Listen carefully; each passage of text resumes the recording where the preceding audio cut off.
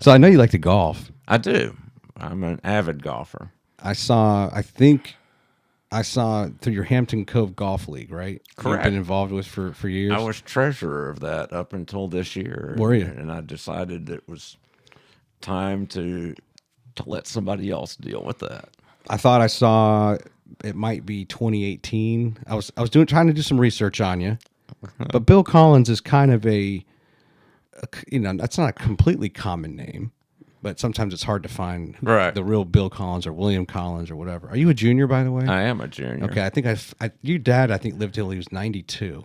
Is that right? He died last year. He died in last fact, year? Yes. Was he 92? He was 90. Not actually, had just turned 93. 93. Like a week before he died. A week before he died. Well, that's a good long life. Is what we're talking Yeah, about. it was. Yep. Were you guys close? Extremely. Okay. My best friend. Yeah. Talked 2 or 3 times a day for sure. Yeah. It was just natural causes. Yeah, it's, at 93, you're pushing it there anyway. But he had gone in for a procedure that went well, and then they said, well, if he's having trouble swallowing, we're going to have to do a feeding tube. And then and his lungs couldn't handle the anesthesia. He came out of it. I mean, he was alert, but he was hooked up to things. And I was like, dude, do you want to live like this? And he was like, he gave me the shaking of the head, no. So, but no, it was awesome having my father live that long, and he was sharp as a tack all the way to the very end. Really? I mean, they were going through his medications when we were getting ready for his surgery, and he was like, well, don't forget my Viagra. And I was like, yes. 92 and Still asking for jokes. his Viagra. Yes. You guys grew up here though, right? Did you spend most of your time in Alabama? I spent a fair amount of time here. Born in Memphis, moved here like age 7 or 8, and then moved to Decatur then, and then moved over here. Oh God, like 12 or 13, and then stayed here through high school, and then went to Nashville for 15 years, and then moved back. So I've been High school in Decatur? high school here actually. I think it was the second graduating class ever from Randolph. Okay. It was a young school at that time. Yeah. And then you talked about Nashville earlier, where you had gone up and gone to school and started a company and then ultimately came back. Correct. Did you play golf with your dad? Long ago. Yeah. He did come out and drive around in the cart with us, with me and my son. So we got some 3-generation golfing in together, which was nice. And I think I read or saw, at least on your league, you were down to at least a 2 at one point handicap? For 9 holes. For 9 holes. For 9 holes. So 4. Yes. And trust me, take that with a grain of salt. This is a league where you can move your ball. You can improve your lie. Oh, you can improve your lie. Winner rules all the time. Winter rules all the time, and I moved up to the senior tees because I've always been a short knocker, and it just got, you get your ass whooped so many times with your buddies from the further back tees. It's time to move up. And are you always playing over at Hampton Cove? I play there a lot. Play a lot. I like to travel, go on golf trips, play down at Orange Beach, play Pebble Beach. That's always nice. How many times you played Pebble? 4 now. Wow. And going back in October, I'll be there for Halloween this year. Really? Halloween at Pebble Beach ought to be fun. Do you Maybe slide over to Vegas while I'm in that area. You just never know. That's a good distance between Vegas and San Francisco. Yeah, well, I've been known to end up in Vegas. Some crazy trips for sure. Hell, I was in years ago here. Hell, it wasn't that many years ago. I forget which airline it was. Did a flight from here to Denver Frontier. Frontier. Frontier had just started, and they were like $49 or something each way, or $29, whatever it was. And I just went out to the airport and hopped on a plane. I was single. Hopped on a plane, flew out to Colorado, rented a car, went to Keystone, went up to the top of the mountain, looked around, and I was like, wow, this was really nice. Now I'm kind of bored. And I booked a flight to Vegas from the top of the mountain, drove down, ended up in Vegas for 3 or 4 days. It was a fun and profitable trip. So, have you played golf in Vegas? No. We went there for a golf trip recently, and I had an injury. Oh. But I do have credit at a couple of courses there. So, are you familiar with Coyote Springs? I have heard of Coyote Springs. You have to go. Okay. It's north of Vegas. It's going to take you about 50 minutes to drive there. Okay. You have to go. All right. I want to play the course out there that... the rendition one? Is it Shadow... Shadow Creek. Shadow Creek, yes. And when we went out there... Can you get on? Well, I thought I could, and I went out there, and for Friday, Saturday, and Sunday, you have to be invited. Mm-hmm. Everything is complimentary, and I do my fair share of gambling, and when the casino host looked up my action, and she goes, well, your average bet, it qualifies, but your win-loss ratio doesn't. And I said, what do you mean? And she goes, well, you're actually up this year. And I said, well, what does it take to play Shadow Creek? And she goes, you have to average losing $30,000 every time you come to an MGM casino. Whoa. And I said, so are you telling me everybody that plays golf at Shadow Creek on the weekends is a loser? And she goes, I'm trying not to tell you that, but yeah, pretty much. But it's and for those who don't know, Shadow Creek is actually where Tiger and Phil Mickelson a few years ago, they've always done a lot of these golf. It started in like 2000 when Tiger was at his peak prime. He's 24 years old. He's killing the golf world. And they started with these one-on-one match plays. He did one with Sergio, with David Duval at the time, did one with Phil, and it was usually around Thanksgiving at different places. And then ultimately they did, and it was called The Match. That's right. And they've morphed into a two-man thing with Tom Brady and Peyton Manning, with like Justin Thomas and Phil, or Tiger if he's healthy. And they did one at Shadow Creek, at least one, and that was the Phil Tiger one that went to like extra holes. That was really they sloppy. Had the lights or something. Yeah, they had to bring the lights out, and they literally they went to like 10 or 12 playoff holes, and it wasn't great golf. Like they just weren't both in their best form. But Shadow Creek is, yeah. Well, I'll be going back out there, man.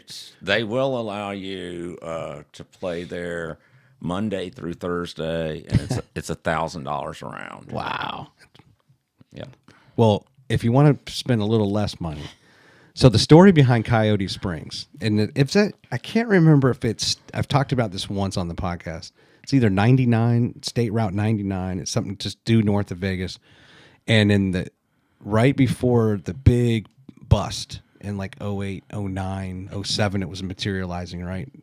They wanted to build a second Las Vegas north of there, and start with, a hotel, and they had 5 courses they were going to build, and they have a one driving range was going to service, like this one massive practice facility was going to service these 5 courses, and they were going to build homes, and they were trying to get all these developers.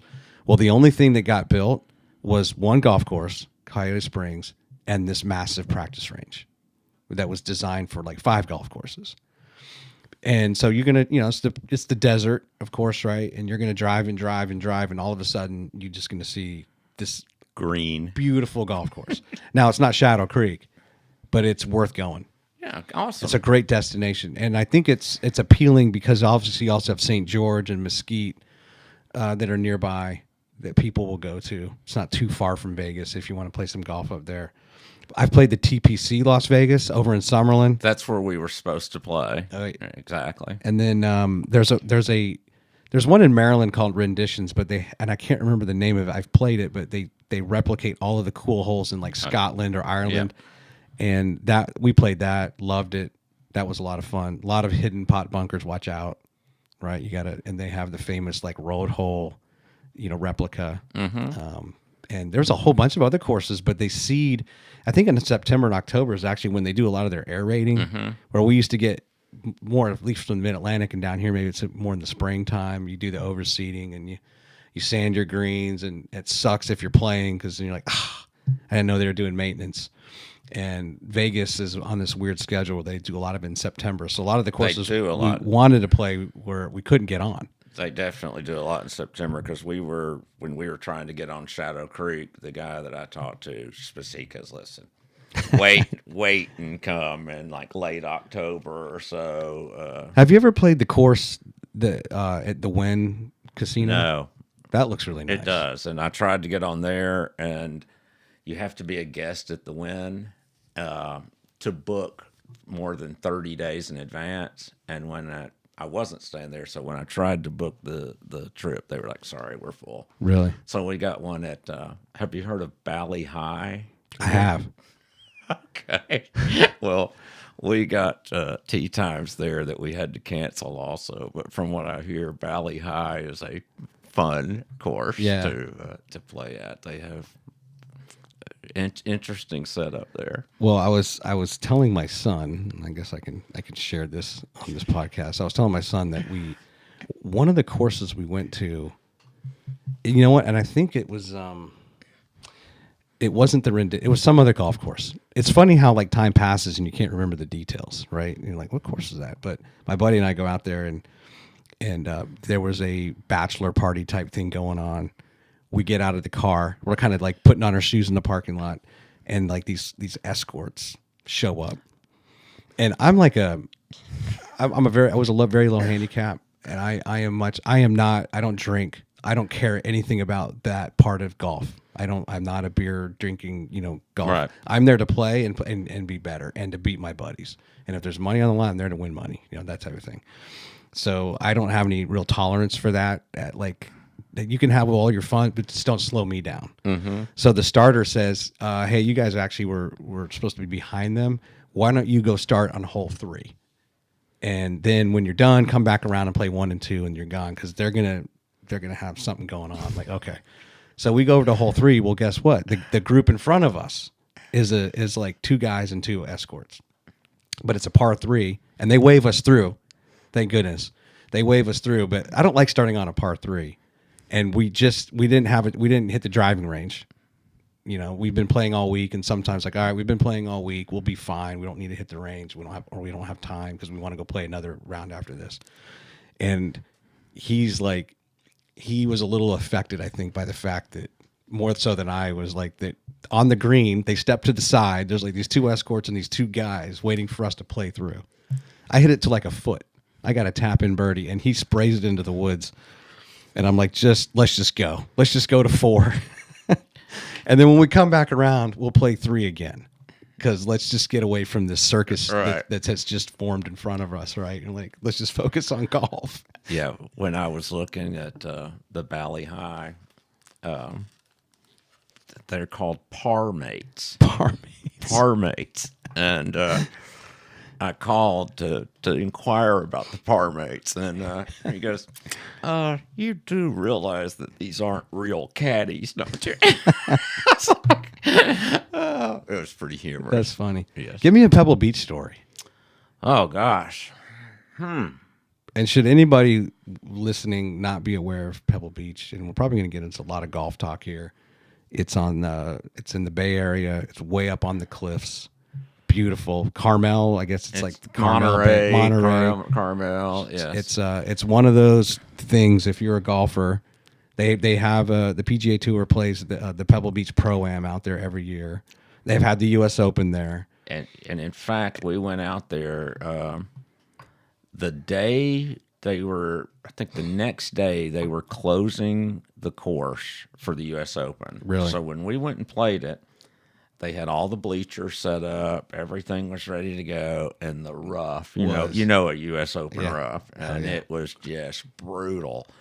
And on the very first tee box, the caddies, they're like, y'all should, instead of playing it out of the rough, you should just let us go get your ball out of the rough and throw it into the fairway.